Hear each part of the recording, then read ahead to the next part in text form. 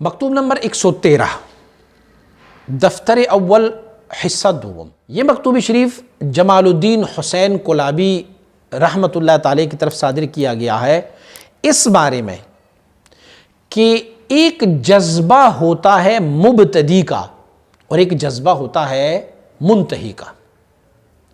پہلے جذبے کو ڈیفینیٹ کرتے ہیں. جذبہ کس کو کہتے ہیں؟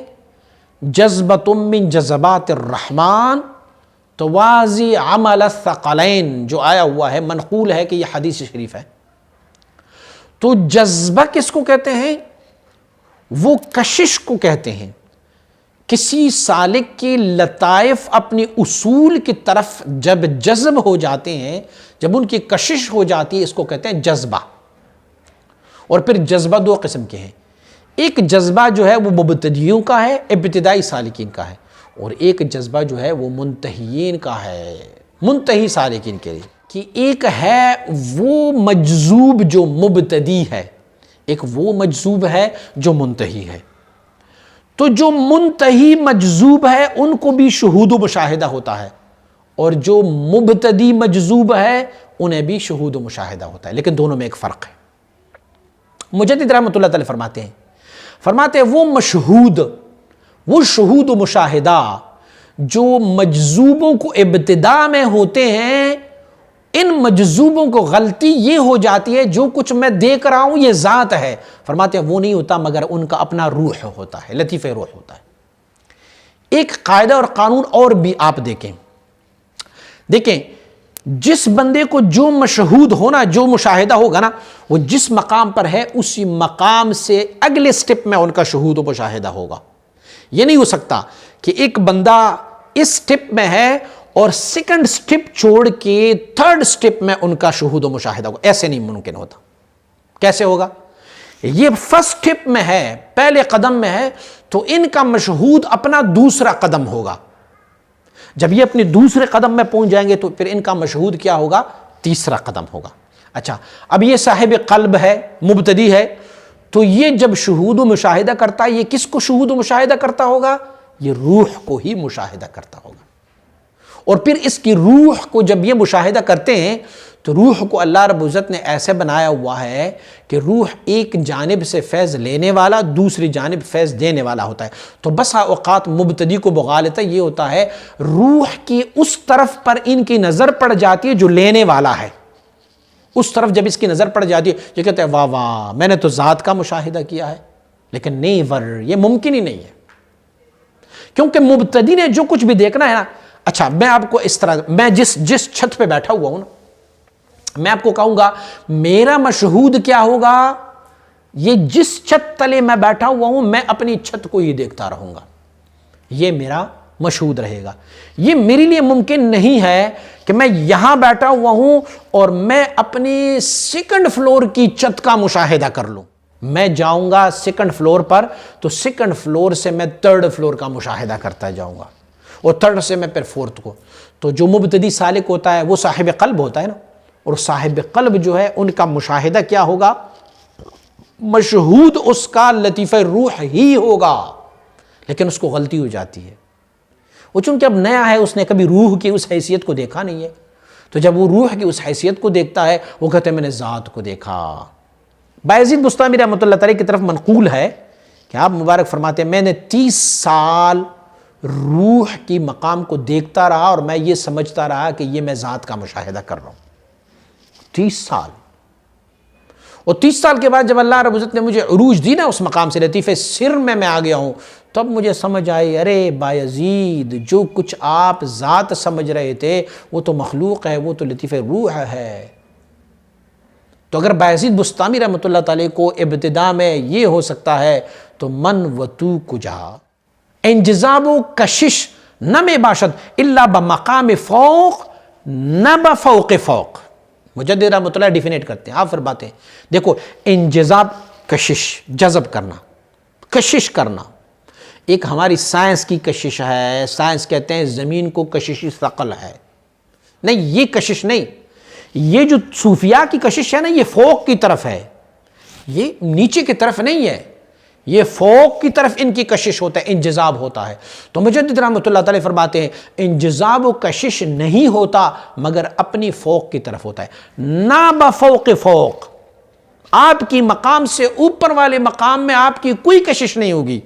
فرسٹ آف آل جب آپ لطیف قلب میں ہوں گے تو تمہارا انجذاب اور کشش کہاں ہوگا؟ لطیف روح میں ہی ہوگا بس۔ اور جب آپ لطیف روح میں جائیں گے تو پھر کشش آپ کے لطیف سر میں ہوگا، پھر آپ انجذاب ہوگا لطیف خفی میں، پھر آپ کا انجذاب ہوگا لطیف اخفا میں۔ یہ آپ کے انجذابات، یہ نہیں ہو سکتا کہ آپ لطیف قلب میں ہیں اور آپ کا انجذاب لطیف سر میں ہو جائے، روح کو کراس کر لے، یہ نہیں ہو سکتا۔ پس مجذوبان سلوک نہ کردرا کہ در مقاب قلبند انجذاب نیس الا بمقام روح کہ فوق مقام قلب است۔ پس وہ صاحبان مبتدی سالکان جو لطیف قلب میں ہوتے ہیں ان کا انجذاب، ان کی کشش، ان کی شہود و مشاہدہ اور کہیں نہیں ہو سکتا مگرم لطیف روح میں ہی ہوگا، کیونکہ جس سٹیپ میں ہے یہ اس سے اگلے سٹیپ میں ان کا انجذاب اور کشش ہوتا رہے گا۔ اب آتے ہیں منتہیوں کا کہاں ہوتا ہے کشش۔ دیکھیں منتہی نے لطیف قلب کو کراس کیا ہے، لطیف روح کو کراس کیا ہے، لطیف سر کو کراس کیا ہے، لطیف خفی کو کراس کیا ہے، لطیف اخفا کو کراس کیا ہے، نفسی کو کراس کیا ہے، کولابی کو کراس کیا ہے، ولایت صغریٰ کو کراس کیا ہے، سیر اللہ، سیر فی اللہ، ان کو کراس کیا ہے۔ اس کو کہتے ہیں مبتدی، جو ولایت کبریٰ میں شامل ہو جاتے ہیں۔ اچھا جو ولایت کبریٰ میں شامل ہوتا ہے تو آپ کو میں نے ایک قانون بتایا تھا نا کہ ہر بندہ جو کچھ بھی دیکھ رہا ہوتا ہے اپنی اوپر والے مقام میں دیکھتے ہوں گے۔ تو منتہی کا مقام کہاں ہے؟ جس نے ولایت صغریٰ کو کراس کیا ہے ولایت کبریٰ میں ہے، تو ولایت کبریٰ کے بعد ان کا شہود و مشاہدہ لطائف چون کہ وہاں نہیں ہے تو ان کا شہود و مشاہدہ جو ہے وہ ذات الہی میں ہوگا۔ اور اگر مبتدی یہ کام کہہ دے کہ بھئی میں لطیف قلب میں ہوں، مجھے شہود و مشاہدہ ذات کا ہوا ہے، تو یہ سراسر غلط فہمی میں ہے۔ لطیف روح والا کہے مجھے شہود و مشاہدہ ذات الہی کا ہوا ہے، یہ سراسر غلطی میں ہے۔ لطیف سر والے کہیں یہ غلطی میں ہے، لطیف خفی والے کہیں یہ غلطی میں ہے، لطیف نفسی والے کہیں یہ غلطی میں ہے، لطیف کولابی والے کہیں یہ غلطی میں ہے، ولایت صغریٰ والے کہیں غلطی میں ہے، ظلال والے کہیں یہ غلطی میں ہے، ہاں سیر اللہ والے بھی کہیں تو بھی غلطی میں ہے، سیر باللہ والے اگر کہیں گے تو یہ حقیقت میں ہے، کیونکہ ان کے بعد فوق میں اور کوئی مرتبہ نہیں مگر مرتبہ ذات ہے۔ اور جب ان کے پاس مرتبہ ذات مل گیا نا تو اس کی شہود و مشاہدہ بھی ذات ہی کا ہوگا۔ تو جو میرے سالکین یار دوست ان لطائف کے انصرام کے بعد ولایت صغریٰ میں ہوتے اور وہ کہیں ہم نے کشف میں دیکھا، ہمیں اللہ نظر آیا، شہود و مشاہدہ ہوا، تو وہ غلطی میں ہے۔ میں اس کو یہ نہیں کہہ رہا کہ وہ جھوٹ بول رہے ہیں، جھوٹ نہیں، لیکن وہ غلطی میں ہے۔ غلطی میں اسی لیے ہے کہ ان کا شہود و مشاہدہ روح یا لطیفے کے اس اصل پہ پڑتی ہے جس میں سے وہ نابلد ہے، اس نے کبھی اس کو دیکھا نہیں ہے، تو وہ تصور کر رہا ہے کہ شاید میں نے ذات کو دیکھ لیا ہے، جبکہ وہ ذات ہوتا نہیں ہے۔ میں نے بایزید بستامی رحمۃ اللہ علیہ کا واقعہ آپ کے سامنے ذکر کیا نا، تو ایسے ہوتا ہے۔ اچھا ارے بھائی ان کو روح کو اتنی قوت دی گئی ہے؟ ہاں آپ فرماتے روح کو اتنی قوت ہے، چون روح بصورت اصل خود موجود است، ان کا روح اپنی اصلی صورت، روح کی اصل صورت کا پتہ ہے کیا ہے؟ اللہ کی شہود و مشاہدے میں مستغرق، صبغت اللہ کے رنگ میں رنگا گیا۔ تو اس بندے کو نہیں پتہ نا کہ صبغت اللہ کا رنگ کون سا ہے، کیا یہ صبغت اللہ ہے یا خود ذات الہی ہے؟ تو جب یہ روح کو دیکھتا ہے، دیکھ رب نے نہیں فرمایا ان اللہ خلق آدم علی صورتہ، اللہ رب العزت نے آدم علیہ نبی وسلم کو اپنی صورت پہ پیدا فرمایا، رب کی تو وہ صورت نہیں ہے، لیکن رب نے اس میں جب روح پھونکی نا، اللہ نے جب اس میں روح ڈالا تو روح کی قوت و طاقت اتنی تھی کہ روح شہود و مشاہدے میں تھا، اور جب شہود و مشاہدے میں تھا تو جب یہ اس جسم میں آیا تو اس جسم کو بھی اس شہود و مشاہدے کے رنگ میں رنگا گیا۔ تو اتنا کمال ہے، یوم یقوم الروح والملائکۃ صفا، بھئی چھوٹی بات تھوڑی ہے۔ قیامت والے دن انسانوں کا الگ صف ہوگا، حیوانات کا الگ صف ہوگا، ملائکہ اعزاز کا الگ صف ہوگا، اکیلے روح کا ایک ہی صف ہوگا۔ پوری انسانوں کا ایک صف، ملائکہ اعظام کا ایک صف، اور اکیلے روح کا ایک صف۔ تو اس سے بڑھ کر روح کی اور کیا قوت ہو سکتی ہے؟ آپ دیکھیں کہ ان اللہ خلق آدم علی صورتہ، اللہ رب العزت نے آدم علیہ نبی علیہ السلام کو اپنی صورت پہ پیدا فرمایا. اب کیا ہے؟ شہود روح را شہود حق میدان اندر. کچھ لوگ ایسے ہیں کہ جو اس روح کی شہود و مشاہدے کو یہ سمجھ رہے ہیں کہ میں نے ذات کا شہود و مشاہدہ کیا، جبکہ فی الحقیقت ایسا نہیں ہوتا. وچون روح را بعالم اجساد نحو از مناسبت ثابت است، گاہی آن شہود را شہود احدیت در کثرت میں گویند و گاہی بمعیت قائل میں شوند. دیکھیں، روح کو عالم اجساد کے ساتھ ایک تعلق ہے، ایک مناسبت ہے. تو جب یہ مناسبت ہوئی نا، تو لوگوں نے تو جب شہود و مشاہدہ روح کا کرتے ہیں تو پھر کہتے ہیں کہ یہ میں نے ذات کا مشاہدہ کیا. تو روح کو عالم اجساد کے ساتھ مناسبت ہے. جب مناسبت ہوئی تو وہ سوچ رہے ہیں کہ میں نے کیا کیا؟ شہود احدیت در کثرت، میں نے واحد لا شریک ذات کو کثرت میں دیکھا. یا پھر کیا کہتے ہیں؟ وہ کہتے ہیں ان اللہ معکم یا معیہ، ان اللہ معیہ. اس آیت شریف کو دلیل لیتے وَهُوَ مَعَكُمْ أَيْنَمَا كُنْتُمْ، تو پھر معیت کے قائل ہوتے ہیں. اب دیکھیں، اس نے ذات کو کیا سمجھا ہے؟ روح کو دیکھا تو ذات کو سمجھ لیا کہ یہ ذات ہے، لیکن فی الحقیقت وہ ذات نہیں ہوتا. تو کہتے ہیں دیکھیں، ان کے پاس بھی روح ہے، ان کے پاس بھی روح ہے، ان کے پاس بھی روح ہے. تو جب وہ روح کو ذات سمجھ رہا ہوتا ہے تو پھر وہ ظاہری بات ہے، وہ کہیں گے کہ اللہ ان کے ساتھ بھی ہے، ان کے ساتھ بھی ہے، لیکن وہ معیت نہیں. جیسے عالم سکر والے اور سکر کی حالت رکھنے والے لوگ جس طرح کی معیت کی بات کرتے ہیں، پھر یہ لوگ بھی اسی طرح کی معیت کی بات کرتے ہیں. شہود حق جل وعلا بی حصول فنائے مطلق کہ بنہایتی سلوک متحقق متصور نیست. فرماتے میں تجھے بتاتا ہوں کہ شہود حق، اللہ کے شہود و مشاہدہ جو ہے نا، وہ بغیر اس دولت کی حصول کی کہ آپ کو فنائے مطلق حاصل نہ ہونا. ایک ہوتا ہے مطلقی فنا، ایک ہوتا ہے فنائے مطلق. مطلقی فنا اس کو کہتے ہیں کہ جب اذان ہو، نماز کا ٹائم ہو، آپ دکان میں ہو، کاروبار میں ہو، اپنی دکان کو بند کر کے جب آپ آ جاتے ہیں نماز میں تو دیکھو آپ نے دنیا کا کام روک دیا، نماز کے لیے آئے نا، اللہ کی طرف آئے. اس کو بھی فنا کہتے ہیں. لیکن یہ کیا ہے؟ یہ کون سی فنا ہے؟ اس کو کہتے ہیں مطلق فنا. اور ایک ہوتا ہے فنائے مطلق کہ ما سوی اللہ سب کچھ آپ کے باطن سے نکل جائے، سارا کچھ آپ کی ساحے دل سے باہر نکل جائے، تو اس کو کہتے ہیں فنائے مطلق.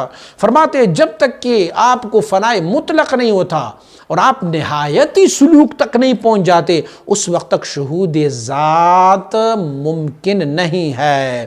ہیچ کسرا تا نگردد او فنا نیست رہ در بارگاہ کبریا.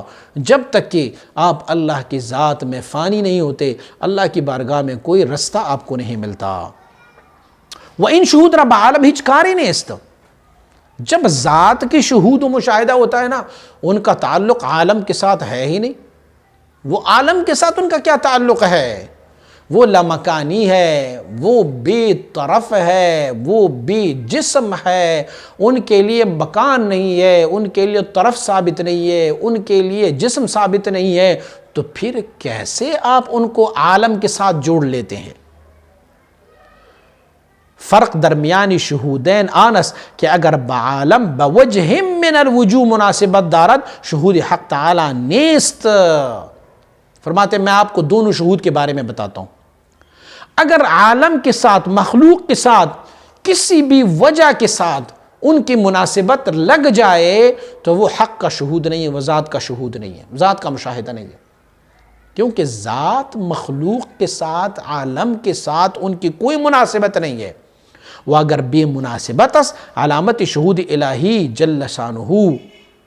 اور اگر آپ نے ایسے شہود مشاہدہ کیا کہ جو بی چون و بی چگون و بی چون و بے چرا، لا مکانی، معرّا عن 6 جہات، 6 جہات سے معرّا رہا، تو پھر آپ یہ سمجھ سکتے ہیں. اور شان بھی یہ ہو کہ فنائے مطلق بھی ملا ہو اور اس کے بعد نہایتی سلوک بھی طے کیا ہو. اس کے بعد جو شہود آپ کو ہوگا تو پھر اسے شہود جانا جا سکتا ہے، بشرط کہ عالم کے ساتھ، مخلوق کے ساتھ کوئی مناسبت نہ ہو.